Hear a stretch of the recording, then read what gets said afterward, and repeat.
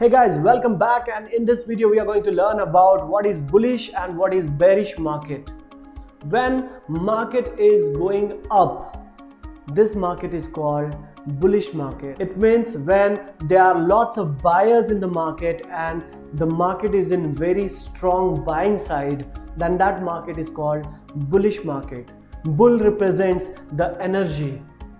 It means the market is with energy, with power, and it's going up. So if you hear in the news channel that the market is bullish, or any expert says this stock in the bullish phase, it means that that stock is in the buying mode. Opposite to this, when somebody says the market is in bearish phase, it means that market is in falling side. Market is falling continuously. Bear represents a slowness. So the bearish behavior of the stock or bearish behavior of the market, it means the price of the market or the share is falling down. So we have covered the bullish and the bearish market type.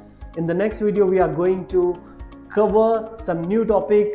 Till then, keep watching, keep learning. Thank you very much.